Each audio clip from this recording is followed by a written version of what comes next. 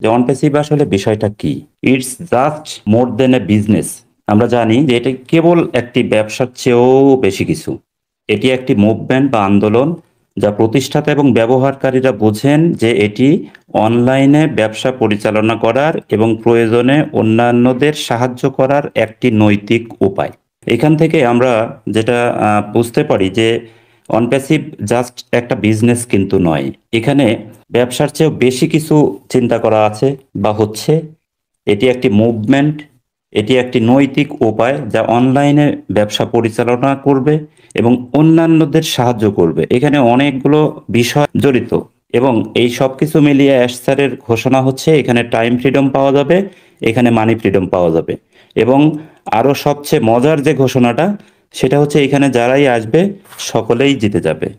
We are so in it to win ইট, এটা আমাদের tagline. অর্থাৎ এই কোম্পানির সাথে যারাই যুক্ত হবে সকলেই জিতে যাবে। এটাও কি সম্ভব? আমরা এর আগে কি কখনো এরকম শুনেছি? আমরা শুনি নাই। তাহলে এই অনপ্যাসিভে কেন বলা হচ্ছে? অনপ্যাসিভের সিও মহোদয় কেন এই কথাটি বারবার বলছেন যে এখানে যারা আসবেন তারা জিতে যাবেন? নিশ্চয়ই তার পিছনে কারণ আছে। সেই কারণগুলো আসলে কি? এর সবচেয়ে বড় যে কারণটা সেটা হচ্ছে মার্কেটিং পলিসি। এখানে মার্কেটিং পলিসি বা মার্কেটিং সিস্টেমটা সবচেয়ে বেশি গুরুত্ব বহন করে বা সবচেয়ে চমক থাকবে মার্কেটিং পলিসিতে। আর সেটা কেন থাকবে? কারণ হচ্ছে আমাদের অ্যাশ মুফারে স্যার কিন্তু বিভিন্ন কোম্পানি যেমন Apple, Google, Tesla, Facebook, Amazon এই ধরনের কোম্পানি নিয়ে কিন্তু দীর্ঘদিন যাবৎ তিনি গবেষণা করে কোথায় কি করার মতো সুযোগ আছে এই বিষয়গুলো ভেবে চিন্তে সিদ্ধান্ত নিচ্ছেন। সকলের জানা যে গ্লোবাল ডোমেইন ইন্টারন্যাশনাল অর্থাৎ জিডিআই থেকে মাস্টার অ্যাফিলিয়েট পজিশন অর্জন করেছিলেন 2005 সালে। আর কোম্পানি শুরু হলো আমাদের 2018 সালে। এই সময়টা কি তিনি এমনিতেই বসেছিলেন? অ্যাফিলিয়েট শীর্ষ নির্মাতা হিসেবে তিনি 7 দিনে 306টি বিষয় তালিকাভুক্ত করে বিশ্ব রেকর্ড করেছেন, যেটা আজকে পর্যন্ত কেউ ভাঙতে পারেনি। এখান থেকে আমরা যেটা বুঝতে পারি যে এই অ্যাফিলিয়েট মার্কেটিং বা এই মার্কেটিং এর ক্ষেত্রে আমাদের সিও মহোদয়ের কিন্তু যথেষ্ট পারদর্শিতা রয়েছেন এবং আমাদের এই কোম্পানির এই মার্কেটিং স্ট্র্যাটেজি বা মার্কেটিং সিস্টেমটাকে অনেকগুলো বিষয় নিয়ে বিভিন্নভাবে কিন্তু ইউনিক করে নিয়ে আসছেন, যার আমরা কিন্তু অনেকগুলোই আমরা জানি, অর্থাৎ ডিসক্লোজ করা হয়েছে। ভিতরের অনেক বিষয় আছে এখনো আমরা জানি না।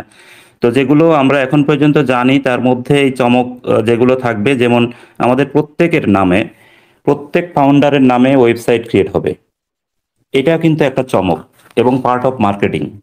এখানে ট্রাফিক আসবে লিঙ্কের মাধ্যমে, অর্থাৎ যারা এখানে আসবে কোনো না কোনো ফাউন্ডারের লিঙ্ক ছাড়া সে আসতে পারবে না। কোনো না কোনো ফাউন্ডারের কিন্তু লিঙ্ক লাগবে এবং এই লিঙ্ক ছড়ানোর জন্যে কিন্তু অসংখ্য ওয়েবসাইট তৈরি হচ্ছে, যেটা প্রত্যেক দিন চেঞ্জ হবে এবং এক সময় ভিড় জমে যাবে এই লিঙ্ক নেওয়ার জন্য। কারণ এইরকম একটা কোম্পানি যখন ইনকাম দেওয়া শুরু করবে, এখানে কিন্তু বলা হচ্ছে যে বিলিয়ন বিলিয়ন কাস্টমার এখানে আসবে, কোটি কোটি কাস্টমার আসবে।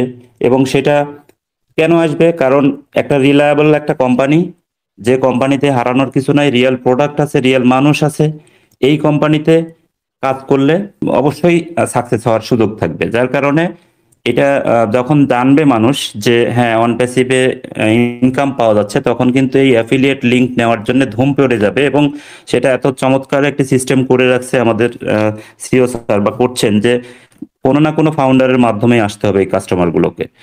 তো এই যে এই সিস্টেমটাও, এটাও কিন্তু একটা মার্কেটিং এরই পার্ট। এছাড়াও আমরা জানি যে দুবাই বেসড যে রোডস অ্যান্ড ট্রান্সপোর্ট অথরিটির সাথে চুক্তি করে এবং 2022 সালের জানুয়ারি মাসে, এবং 10 বছরের জন্য অনপ্যাসিভ নামে সবচেয়ে বড় রেল স্টেশনটি, আমাদের মেট্রো রেল স্টেশনটাকে কিন্তু আমাদের অনপ্যাসিভের নামে করে। এটাও কিন্তু এই মার্কেটিং এরই পার্ট। এছাড়াও সুপার কার মজলিস আমরা দেখছি এবং আমরা শুনছি যে এয়ারপোর্টগুলোর সাথে কিন্তু অলরেডি চুক্তি হয়ে গেছে, এয়ারপোর্টেও কিন্তু মার্কেটিং চলবে। আমাদের ও মিডিয়া কাজ করে কন্টেন্ট তৈরি নিয়ে বা বিভিন্ন ট্রেনিং, রিসার্চ, প্রোডাকশন নিয়ে। এই বিষয়গুলো কিন্তু মার্কেটিং এর পার্ট। এই বেস্ট মোমেন্টস ইভেন্টের সাথে যে চুক্তি, সেটাও কিন্তু মার্কেটিং এর পার্ট। তো এই যে সবকিছু মিলিয়ে আমাদের এখানে বেশ কিছু সেক্টর, হাইলাইটেড যে সেক্টরগুলো আছে, যেমন এডুকেশন, হেলথ, কমিউনিকেশন সেক্টর, কৃষি সেক্টর, সিকিউরিটি পারপাসে data management, cloud funding, domain hosting, financial transaction, traffic management, HRMS বা ট্রেনিং, এই বিষয়গুলো হচ্ছে যে এখন ওয়ার্ল্ডের সবচেয়ে হাইলাইটেড সেক্টর। এবং এই প্রত্যেকটা সেক্টরে কাজ করতে হলে বা এই যে স্যাস প্রোডাক্টের মাধ্যমে সেবা দিতে হলে কি ধরনের সফটওয়্যার দরকার, সেই সফটওয়্যারগুলোই কিন্তু মূলত অনপ্যাসিভ বানানোর চেষ্টা করছেন। এবং আমরা কিন্তু অলরেডি দেখেছি যে ও কানেক্টে তো মিটিং করেছি, ও নেটে ক্লাব ক্রিয়েট করেছি, ও মেইলে তথ্যের আদান প্রদানও কিন্তু করেছি, ভিডিও মেইল করেছি, এগুলো কিন্তু রানিং, আমাদের কিন্তু একেবারে রেডি প্রোডাক্ট। ও ট্র্যাকারে আমরা দেখেছি যে ও ট্র্যাকারও কাজ করে, ওই স্টাফে ডাটা এন্ট্রি করেও দেখেছি, কিন্তু ওই স্টাফও কিন্তু অলমোস্ট রেডি। এই প্রোডাক্টগুলো কিন্তু রেডি। এখন সাময়িক একটু সমস্যার কারণে হয়তো ও ইকোসিস্টেমে দেয়নি। তো যে কোনো সময় এই প্রোডাক্টগুলো আরো নতুন রূপে আরো অনেক ফিচার্স যোগ হয়ে আসবে। এগুলো কিন্তু আমরা এখনো বিভিন্ন ভিডিওর মাধ্যমে, অফিসিয়াল ভিডিওর মাধ্যমে, গুরুত্বপূর্ণ ব্যক্তিদের মাধ্যমে আমরা এটা কিন্তু জানতে পারছি যে এটা হচ্ছে। এবং অলরেডি ও কানেক্টে যে 52 ফিচার্স যোগ হচ্ছে, এখানে এফএকিউ যোগ হচ্ছে, এখানে উইথড্রল যে বিষয়গুলো নতুনভাবে আবার কিন্তু কাজ করা শুরু করেছে।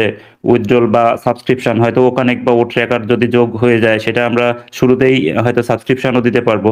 তো এই সব কিছু মিলিয়ে মনে হচ্ছে যে আমরা যেটুকু দেখেছি, এই দেখার ভিত্তিতেই যদি বলি, তাহলে কোম্পানি অনেকটাই রেডি। এবং যে কোনো সময় কিন্তু যে কোনো ঘটনা ঘটতে পারে, যে কোনো সময় স্যার এসে বলতে পারে আপনারা লগ ইন করুন।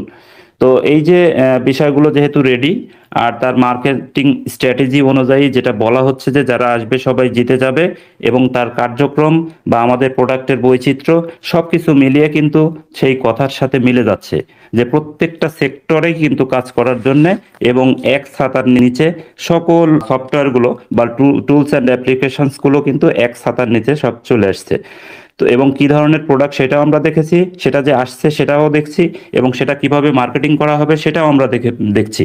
এবং সবকিছু মিলিয়ে তার যে কথা বা কোম্পানির যে ট্যাগলাইন, সেটা যে সম্ভব, এটা কিন্তু আমরা বুঝতে পারছি। এবং রিসেন্ট যে খবর বা আপডেটগুলোর থেকে এটাও আমরা বুঝতে পারছি যে এটা খুব শীঘ্রই চলে আসছে।